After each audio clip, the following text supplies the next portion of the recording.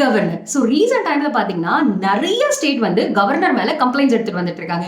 ஏன்? ஸோ கவர்னருக்கு என்னதான் பவர் இருக்கு அப்படின்னா, ஸோ அவரோட டிஸ்கிரிஷனரி பவர் பார்த்தரலாம். ஆர்டிகல் 163 கிளாஸ் 1க்கு கீழே கவர்னர் வந்து councils of minister headed by the chief மினிஸ்டரோட அட்வைஸின் பேர்ல தான் ஒர்க் பண்ணுவார். பட் அவருக்கு எதுல எல்லாம் டிஸ்கிரிஷனரி பவர் இருக்கும், எந்தெந்த விஷயங்கள் எல்லாம் டிஸ்கிரிஷனரி பவர் இருக்கோ அதுல அவரோட விருப்பப்படி தான் அவர் ஒர்க் பண்ணுவாரு.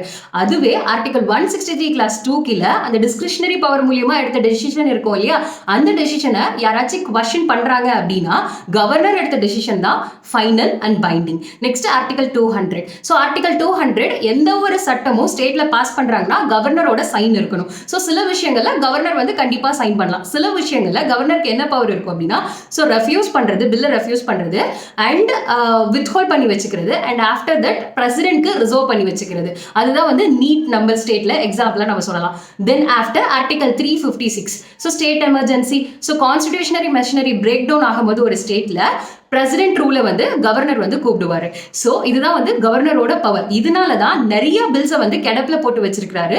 ரிசர்வ் பண்ணி வைக்கிறது, தென் ரெஃப்யூஸ் பண்றது, இது எல்லாமே வந்து தமிழ்நாட்டிலுமே இன்க்ளூடிங் ஒரு நம்ம கவர்னர் பண்ணிட்டு இருக்காரு. ஸோ இந்த மாதிரி கவர்னருக்கு இவ்வளோ பவர் இருக்கலாமா, ஒரு நான் எலெக்டட் ரெப்ரஸன்டேட்டிவ்க்கு இவ்வளோ பவர் கொடுக்கலாமா அப்படின்றத மறக்காம கமெண்ட் செக்ஷன்ல சொல்லுங்க. ஓகே.